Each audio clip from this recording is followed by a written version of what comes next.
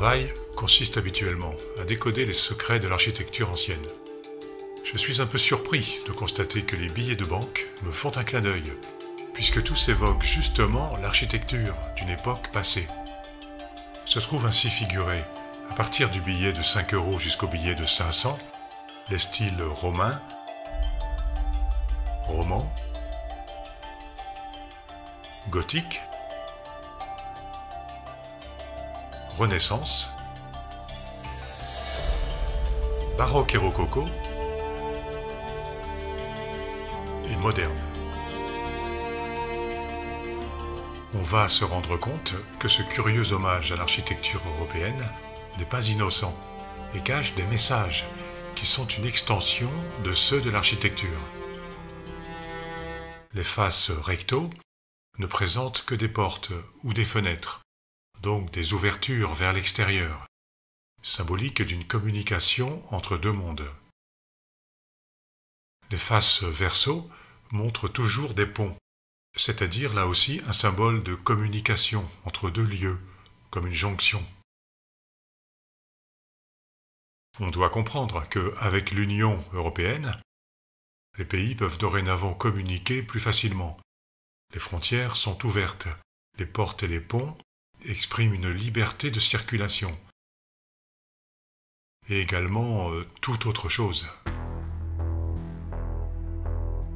Voici le billet de 5 €. Le cercle de 12 étoiles symbolise le drapeau européen. 2 étoiles sont dans le passage de la porte.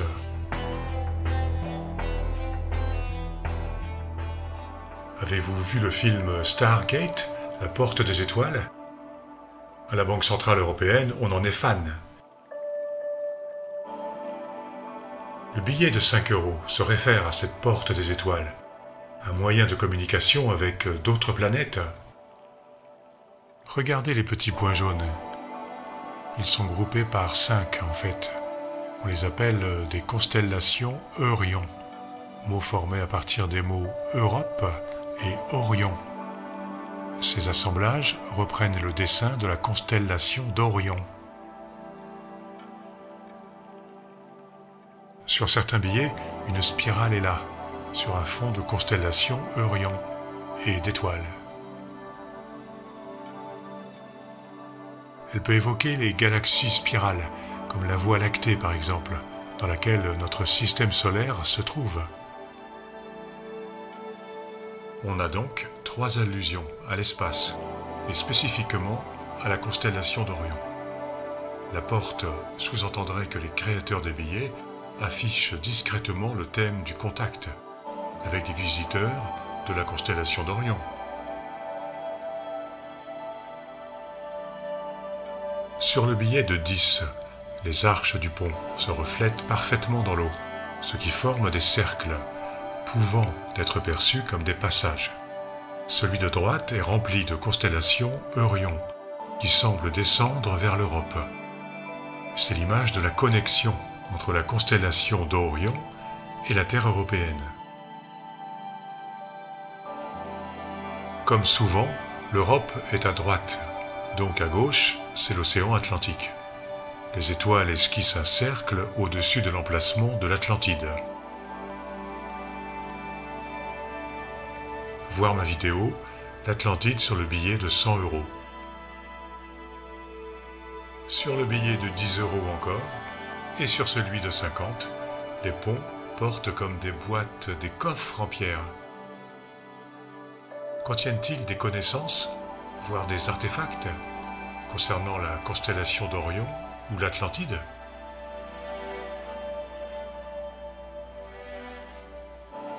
Sur les versos des billets, il y a toujours 2 ponts. Soit un pont se reflète dans l'eau, soit 2 ponts sont superposés.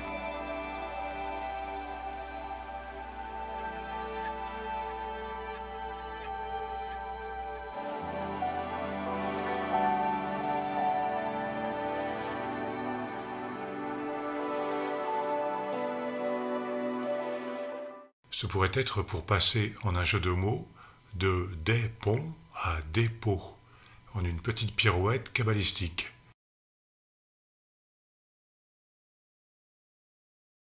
Soyons audacieux. Voici une fusée dressée vers le ciel. Elle est marquée d'une étoile. Elle se trouve dans un nuage de constellation Orion. Elle est prête à décoller à destination d'Orion. Bon voyage!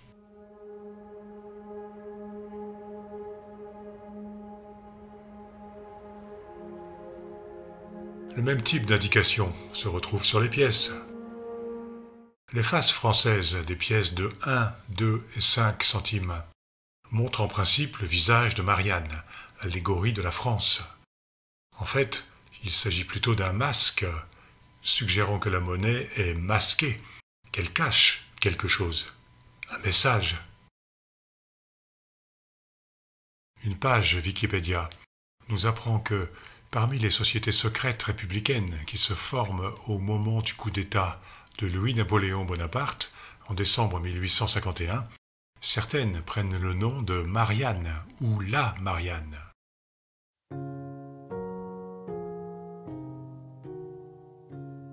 On discerne deux petits motifs énigmatiques, une corne d'abondance et une abeille. On les trouve aussi sur les pièces de dizaines de centimes et sur les pièces de 1 et 2 euros. Miniaturisées, mais toujours présentes. L'abeille faisait partie de l'emblématique napoléonienne, voire mérovingienne. Les anciens lui attribuaient une valeur d'immortalité et de résurrection. C'est aussi cet insecte qui fabrique le miel, aliment doux et sucré. Toutes les abeilles d'une ruche ne travaillent que dans l'intérêt collectif, image des pays d'Europe qui doivent s'unir en une collectivité harmonieuse. On voit aussi une minuscule corne d'abondance remplie de pièces. La corne d'abondance est un motif très présent dans la décoration des monuments. Elle symbolise la richesse inépuisable.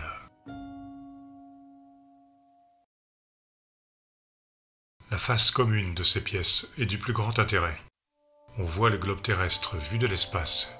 Sur les côtés, des étoiles sont jointes par des lignes. L'Europe est sur le tracé de ces lignes.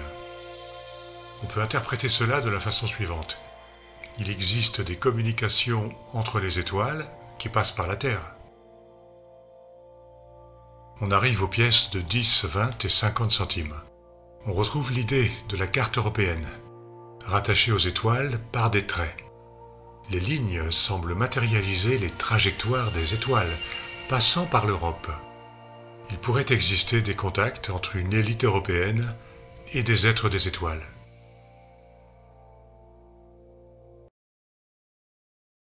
Les faces françaises reprennent une variante de la semeuse, qui apparaissait déjà sur les pièces de 1 franc.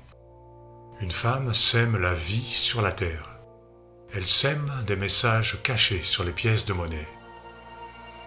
D'un autre point de vue, elle est une personne très évoluée et pleine de sagesse. Elle nous enseigne la vertu ultime, celle de s'aimer. Elle-même, elle s'aime. Elle s'accepte comme elle est. Elle est en paix avec elle-même. Elle est un modèle à suivre. Le dessin classique de la semeuse est encore utilisé par la Monnaie de Paris, l'institution monétaire nationale de France. Sur cette pièce, par exemple, vendue 12 000 €, si quelqu'un veut nous l'offrir, eh bien, nous sommes entièrement d'accord. Sur cette pièce officielle de la Monnaie de Paris, le soleil en question a quelque chose de métallique. Nous imaginons qu'il est le vaisseau spatial d'où la dame vient de descendre. Le disque émet des rayons de lumière, tout comme les ovnis. Les étoiles sont emblématiques du ciel, de l'espace galactique. Il y a le détail saugrenu ou choquant de la robe ultra courte de la dame. Elle pourrait être une prostituée, anciennement une coche, ce qui est à mettre en relation avec la sacoche. Petit calembour qui mène à la coche, mot désignant le navire dédié au transport des personnes, et le char mythique. Les pièces et les billets se décodent avec le vocabulaire de l'ancien et du moyen français, tout comme l'architecture.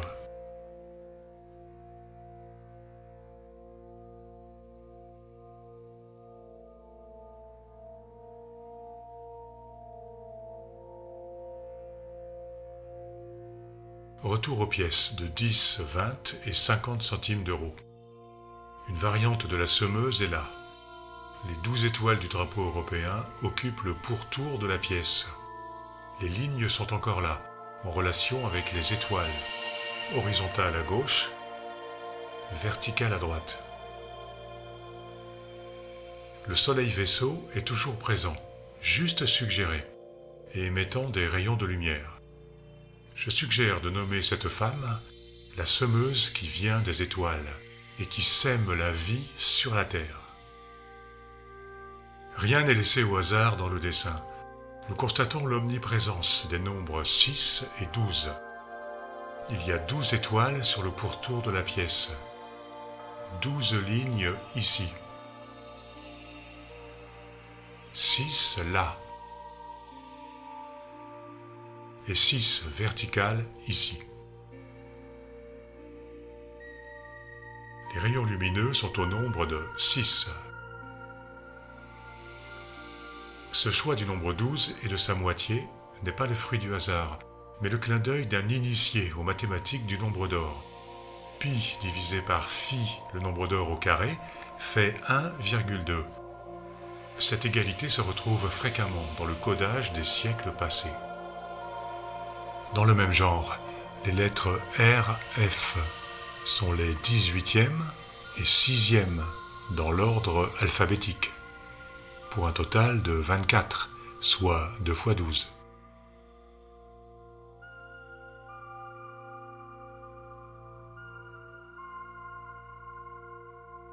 La pièce de 20 centimes n'a pas une forme parfaitement circulaire. Étrangement, elle est déformée par 7 petites concavités. Cela fait que le pourtour de la pièce alterne arc convexe et arc concave. Je pense tout de suite au vieux mot arche, omniprésent dans le codage de l'architecture ancienne.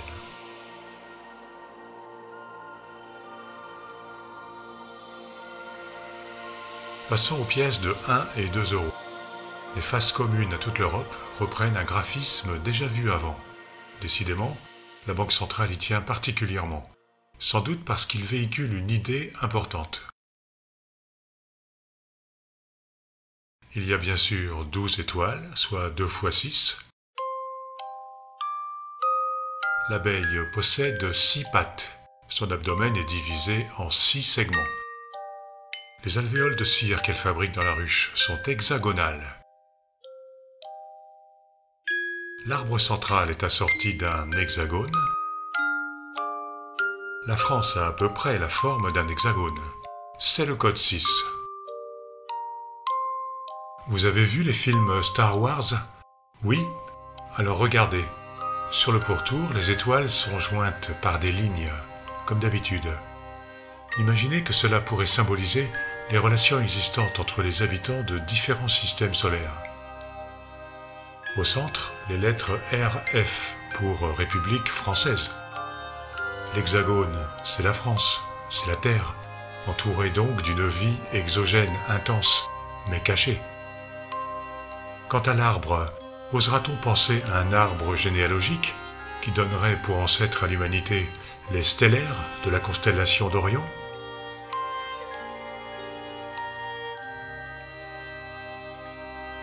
Autre chose, il a existé une pièce à diverses valeurs faciales, dite Hercule. Qu'est-ce que ce héros grec venait faire sur des pièces de la République française? À noter que l'écrivain romain Plutarque a écrit que, pour les habitants de l'Atlantide, les premiers honneurs sont pour Hercule. Le dessin obsessionnel montre Hercule accompagné d'une femme arborant un bonnet phrygien, comme une allégorie de la Révolution française. Ce personnage pourrait être la France, Marianne. À droite, une autre dame arbore un niveau, un instrument de construction. Elle se présente donc comme une allégorie de l'architecture. Le dessin transmet l'idée que l'architecture française a quelque chose à voir avec Hercule, un héros antédiluvien, un fils des dieux. Les grands monuments ont quelque chose à voir avec le passé lointain, perdu dans la mythologie. C'est là une des idées forces du codage de l'architecture. Les 3 personnages sont debout sur une plateforme en suspension dans l'air, comme un surf. Connaissez-vous la bande dessinée Le Surfeur d'Argent ?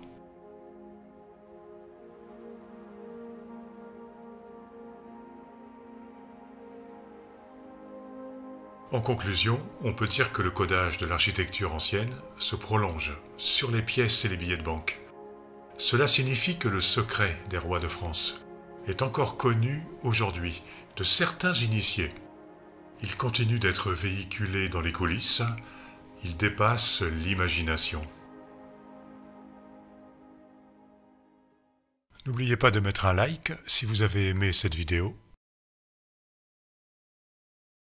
Vous pouvez vous abonner à ma chaîne